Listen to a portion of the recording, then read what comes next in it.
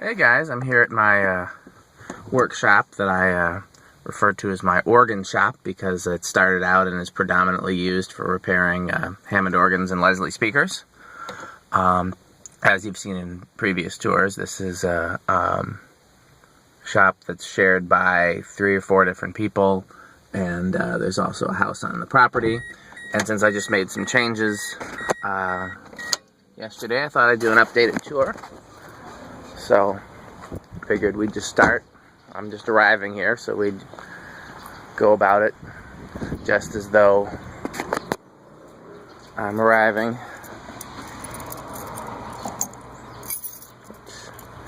All my keys look the same. Can't remember if I left any fans on. I've been in the habit of turning them off. So this is the main area. Half of it is shared by a car guy, and half of it is my stuff and my buddy's stuff, which is musical instruments for the most part, and fans to a lesser degree. So let's turn the lights on. This is nothing that I think is interesting in here, just fluorescent strip lights that are maybe 20 years old. There's one there on its own switch, and then the rest of them on this switch here. A little bit of a 60 cycle hum. So this is one of my permanent fans here. I think it's a 79 gold line or 78, I can't remember. We've pinpointed the year, but it's the earliest ones with the pointed motor. 1 amp motor instead of 0.9, so it runs a little slower. New tone control is right here. Okay, I was trying to start it up on high and drop it to low, but we'll go through them one at a time. We'll start with low. I'll do all the fans together, I guess. This is my temporary fan. This is my restored SMC from, I think these were 76 or 77. And if it's going to stay here for long, I got to change the control because it stalls out on low. I think the capacitor in this control has drifted a bit. Instead of 5, 10, 15, it's 4 or something. So let's do what I did with the other one. Let's start it up high and let it get up to speed just a little bit, then drop it back to low. And then Dayton Lasko here, which is not out of control. Pull cord. So just low.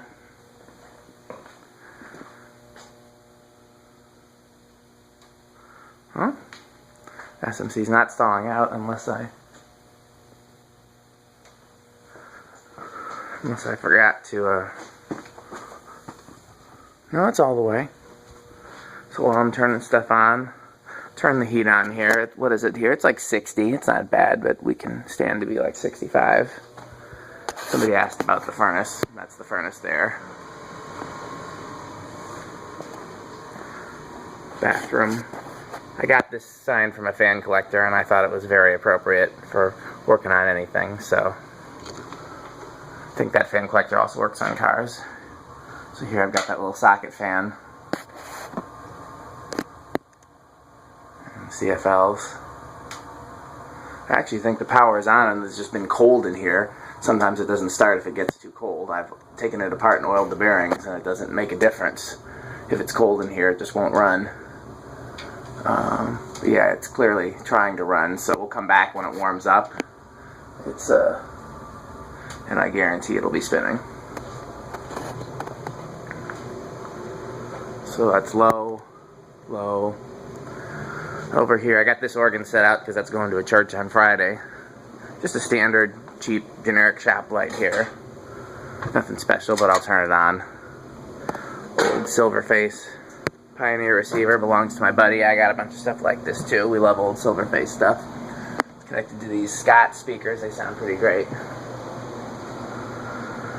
So, a lot of stuff in here that you would like if you're a vintage person. Still got those fans stashed under there. Got fans stashed everywhere right now because I'm in the middle of projects. This organ's waiting to be sold. My pile's going to get a lot smaller. So let's turn the ceiling fans up.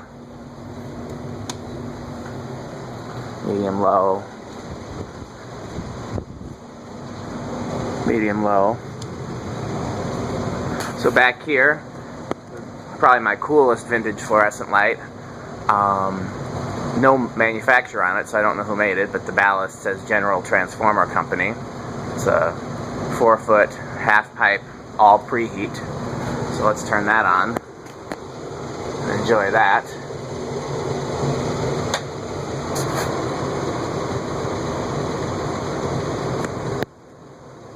Air compressor is probably as old as that light is.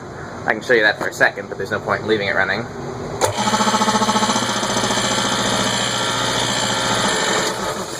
Probably about time to change the oil in there. So medium low, medium low.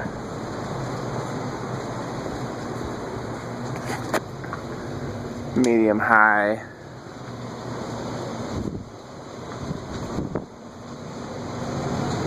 Medium high. Turn this one to medium now.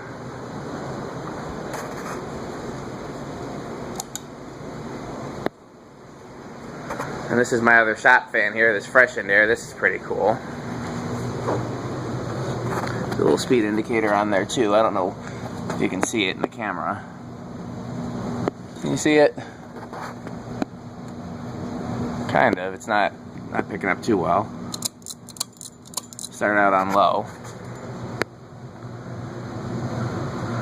So this is probably how I would have it, unless it's really hot or really cold in here. This on low, these on medium high, medium in the case of Dayton Lasko. So we'll come back and we'll put these on high and let them spin down, but for the moment let's continue the tour. So light switch for the upstairs. Let's go upstairs. This CFL is going to take a long time to warm up. There's two of them there actually. And also on that switch is this little Codep that temporarily replaced the brown gold line. It's on this switch here. It's set to medium. Let's drop it back to low. We'll just go through all the different speeds there. We'll tour this area in a little bit, but you can see into the other garage from up here. So it's warm, so the Gable fan is on back there. You can hear it. I'm not sure if you can make it out. So switch on the left is three-way with the switch downstairs, and I have this whole row of kind of makeshift cove lighting on that. Mostly it's just CFLs and a couple fluorescent lights. It actually doesn't draw a lot of current. And the other switch is for these porcelain sockets down the center that have the hanging fixtures plugged into them. So I don't know if there's any way to show you all of the preheat ones coming on at once. There's one preheat one back there. I guess I'll put that camera on that because it's closest. And you can see everything else came on as well. These two being rapid start, or instant start rather, and those two down there being preheat. And then this power strip is the rest of the lights. There's a few preheat fixtures like that one back there. That's one of the few incandescent bulbs here. It's halogen. Just this generic shop light back there behind my landlord's stuff. I think the rest of it is CFL. These two Blenderfans are also on that switch. Let's turn them to low as well. Because the Blenderfans draw so much current, I like to turn them off before I switch the speeds.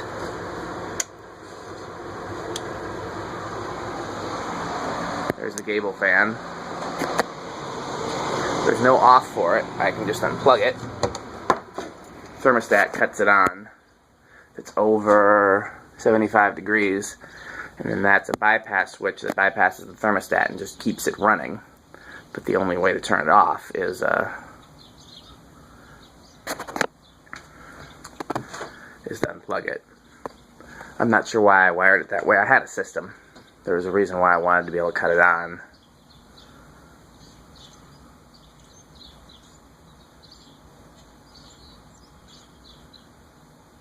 Not sure if it's spinning down or if the wind is blowing it. It could be upwind.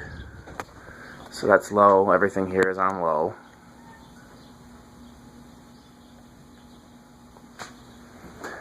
So let's turn it up. Medium low. Give it some time to get up to speed.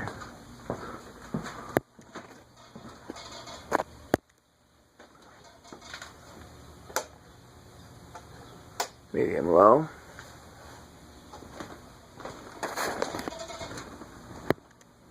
And this we've already seen on medium because that's what it started as, but we might as well put it back.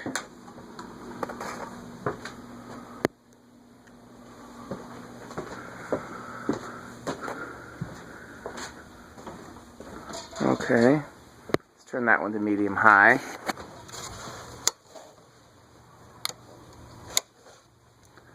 So they get up to speed. Same thing with this one back here.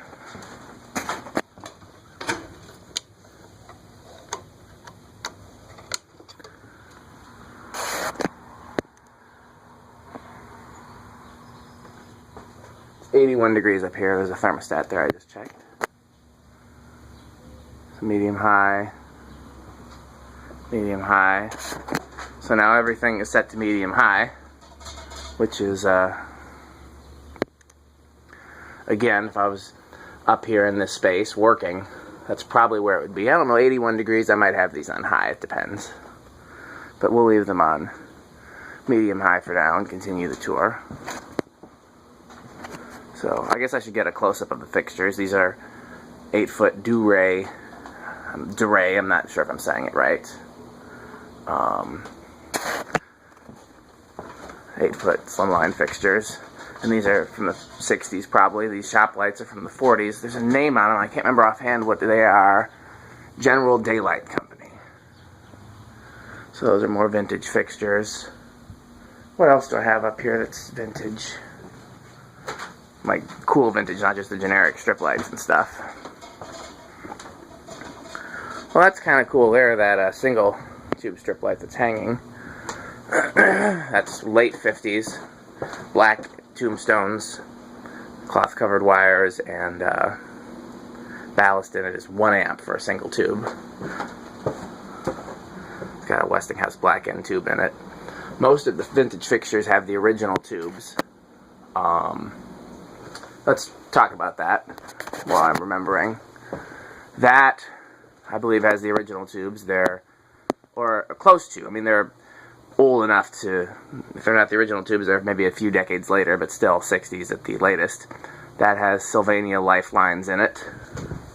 These have Sylvania lifelines except for one of these I replaced because I broke it with a GE tube that's also vintage from my stash. I think it's this one here that was replaced.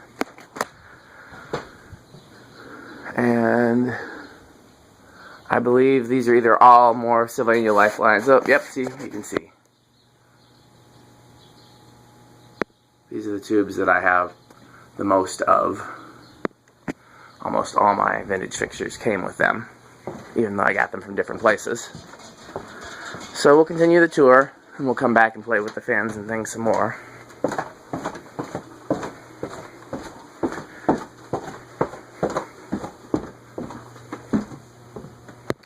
Turn this up to medium.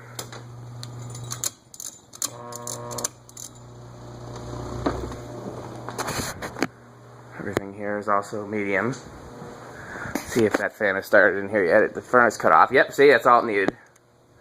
I don't know why that is. I've taken it apart, I've cleaned it, I've oiled it, I've WD-40'd it, I've done all the things that I would normally do. But I didn't spend a whole lot of time on it, because it's not a... spend a whole lot of time on.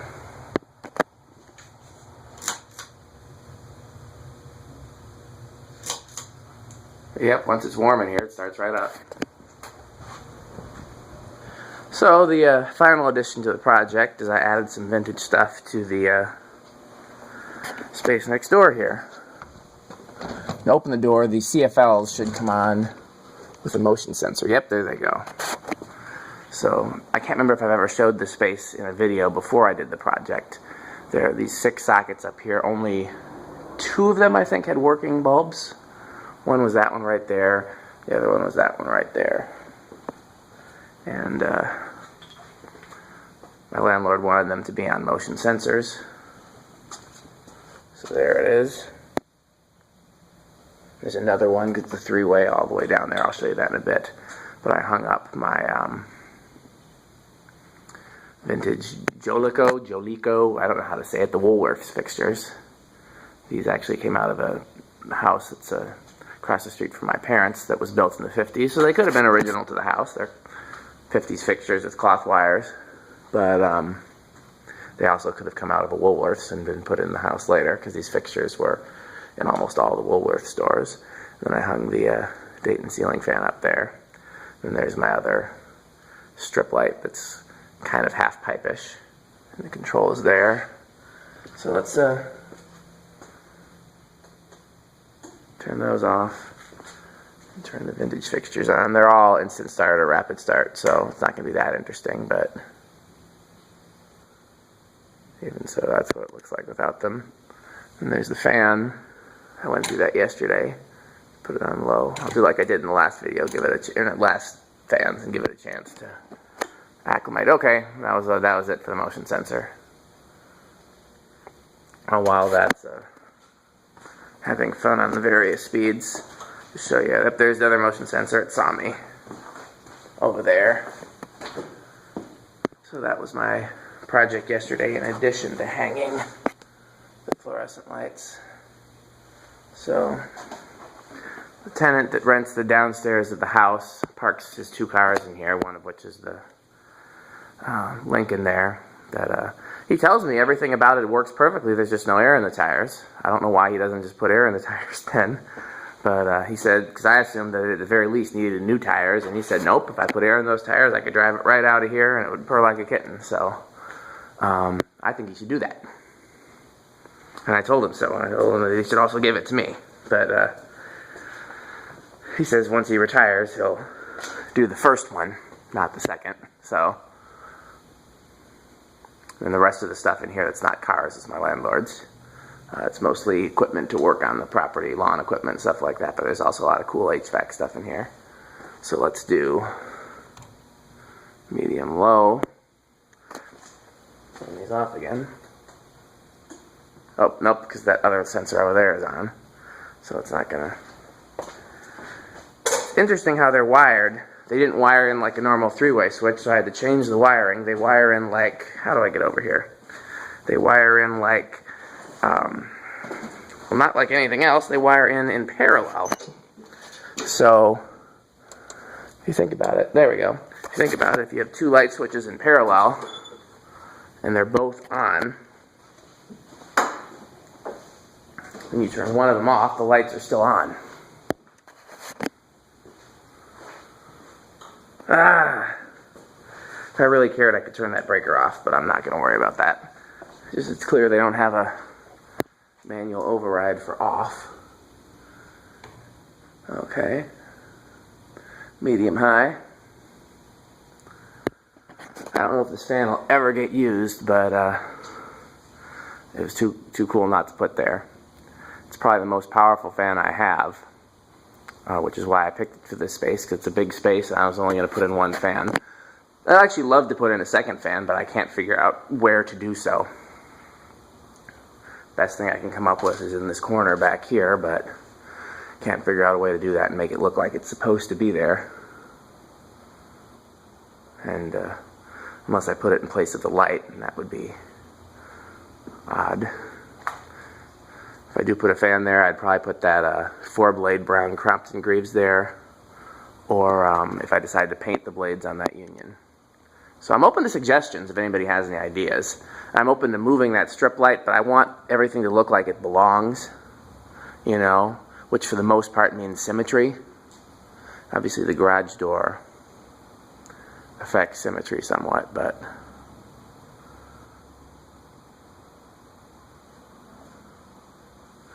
also there's no practical purpose of having a fan back there, which makes it even less seem like it belongs. Okay, so let's go through. Let's go back in here, turn everything to high.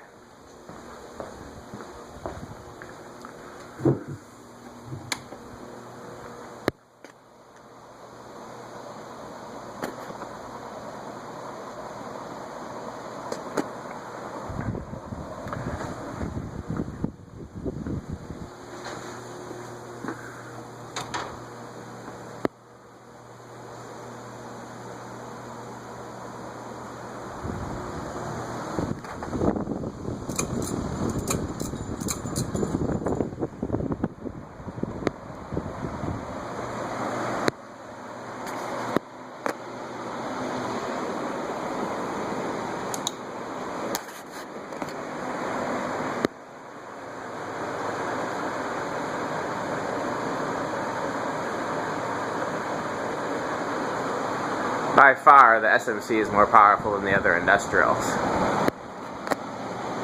But that freshened air is pretty powerful as well. They're very different types of fans, so you can't really compare them.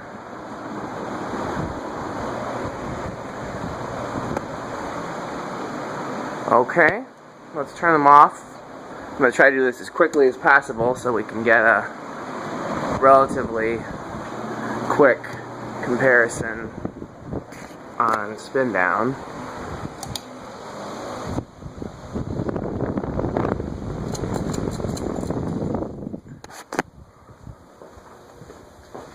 I think if I go back here I can get almost everything in one shot. Yep.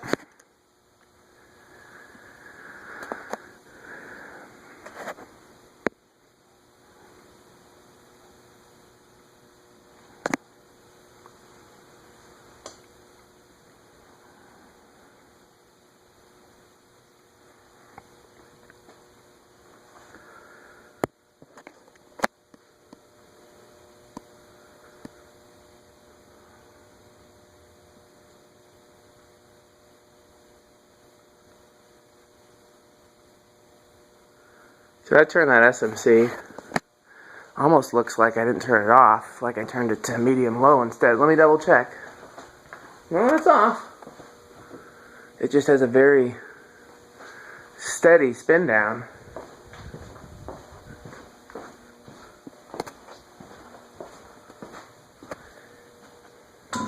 Again, when I refurbished those, I didn't touch the bearings, not even oil.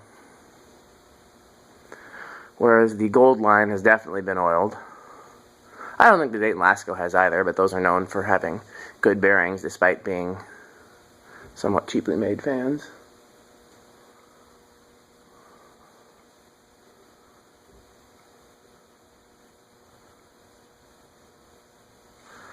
By the way, that strip light in the center that right now in the shot is right behind the garage door opener has vintage bulbs in it.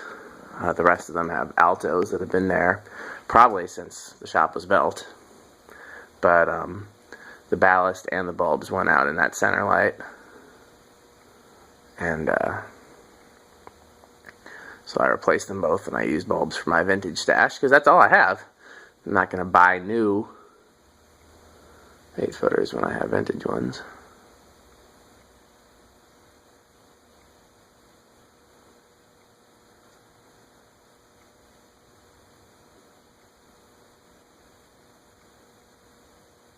Wow, the SMC's given the Dayton Lasko a run for its money in spin down time. Dayton Laskos are known for having a long spin down time because of the steel blades and the bearings. Better bearings means a longer spin down time, and heavier blades, which is bad for air movement and for motor efficiency and heat, doesn't mean a longer spin down. So a longer spin down doesn't always mean a better fan, because if the blades are really heavy, that's a bad thing. And Dayton Laskos do have steel blades, whereas the SMC has aluminum blades.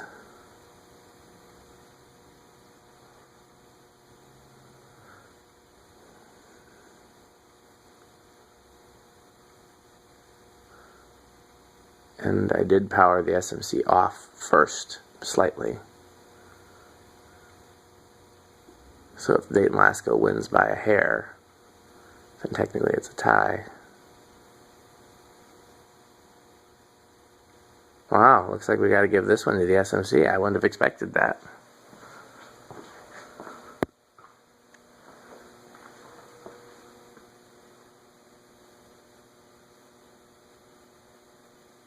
And it's not even close. Okay, well, let's go upstairs and do the same thing.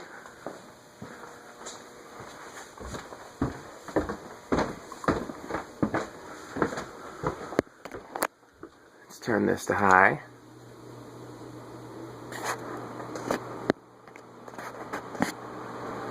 Actually moves quite a bit of an air for being a 36-inch curved bladed fan there. It actually performs better than the 36-inch gold line does.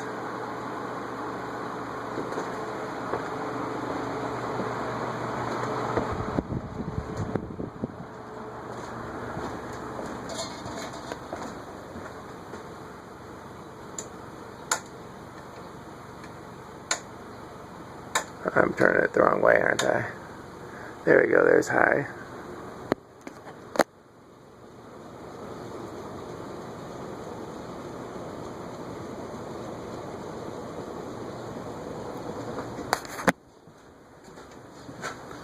What is it up here now? 80 degrees. I think it was 81 before.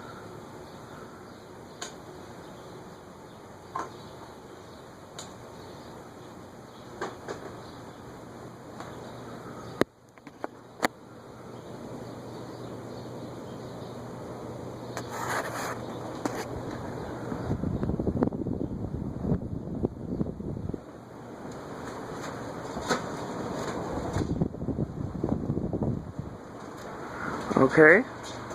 By the way, remember I told you we can see in here. Can't really see the fan.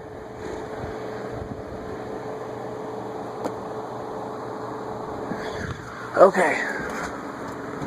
And so I think I can hit these both at exactly the same time.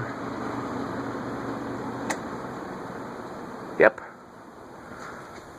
So I bet if I go down here, and I can get all three fans in one shot. It's kind of hard to see the Codep.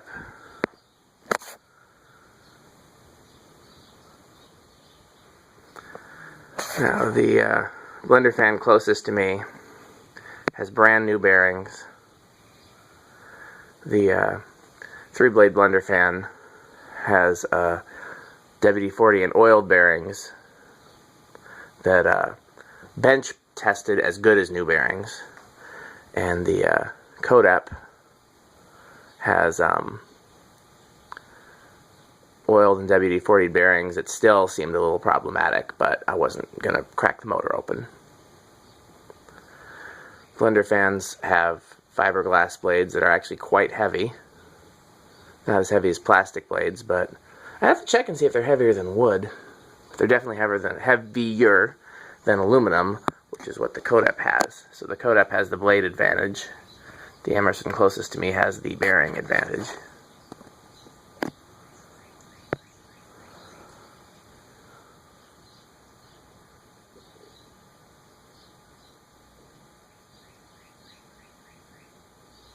Looks like that the combination of fiberglass blades and not new bearings is going to lose. Although having 3 blades instead of 4 gives it a weight advantage over the other Blenderfan, but not over the Codep.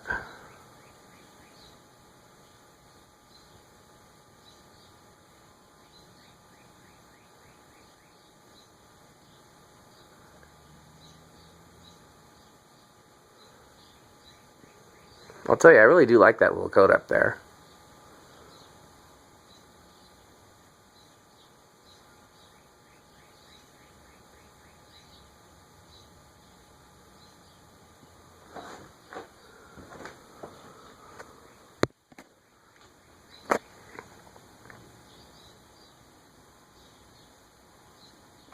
This is a close one.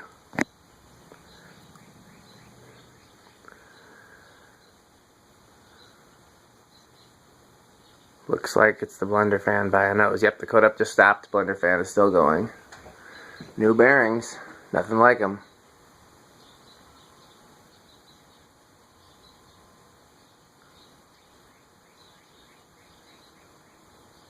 Okay.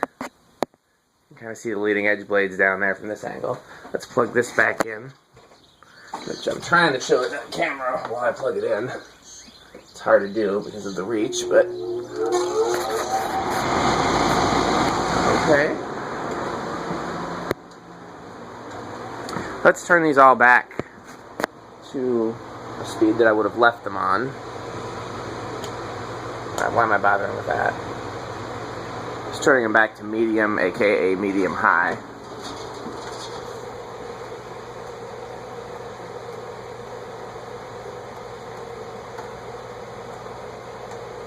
Okay. Off with those. On with these because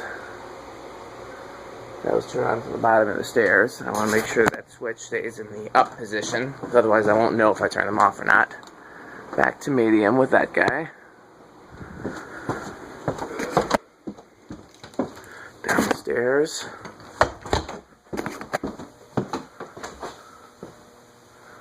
And let's go here.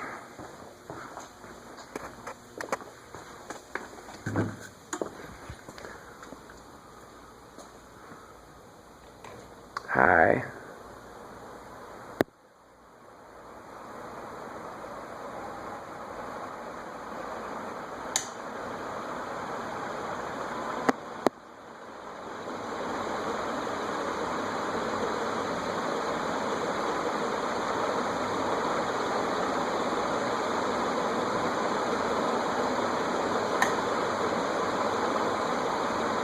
Off.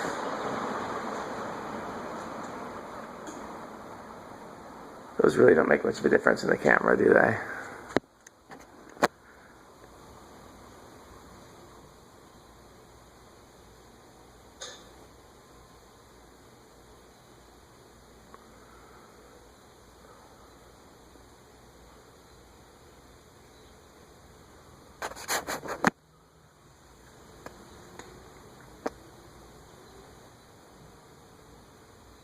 This is my childhood version of these.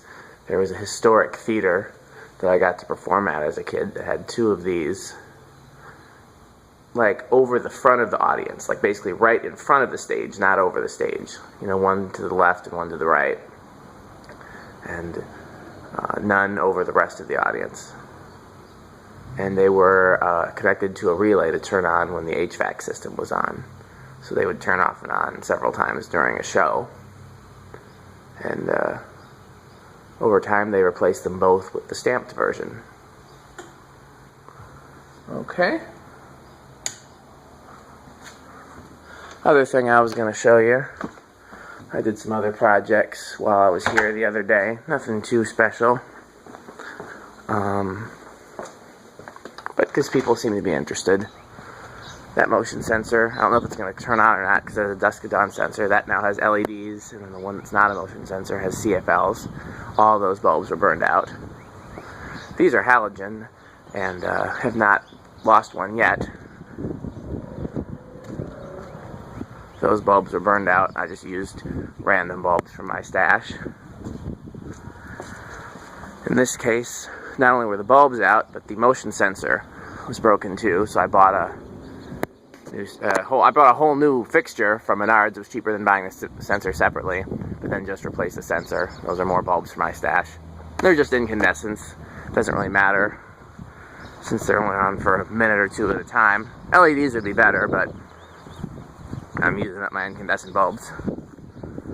Back here, again, changed the bulbs with ones from my stash. So nothing fancy. Probably I think I'm out of like bulbs that I don't care about in my stash. So as these go, I will probably replace them all with LEDs. Just didn't want to spend any money out of my pocket if I didn't have to. So that's the whole shop. All the stuff I've done, all of my recent projects. Trying to think of anything else that might be of interest. A lot of these fans are part of the fire sale. That's why they're sitting there. So those will be gone soon. Get that cleaned up. Yeah, you've seen the fluorescent lights. You've seen the fans.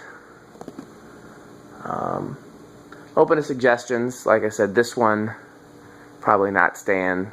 That's staying. That's staying. Probably going to eventually try to put the gold line back upstairs, but not certain. And then here, this is still a very fresh project, so I'm very open to suggestions here, particularly whether or not to add anything else back there, add another fan anywhere, but otherwise pretty happy. So hope you enjoyed this video. Thanks for watching.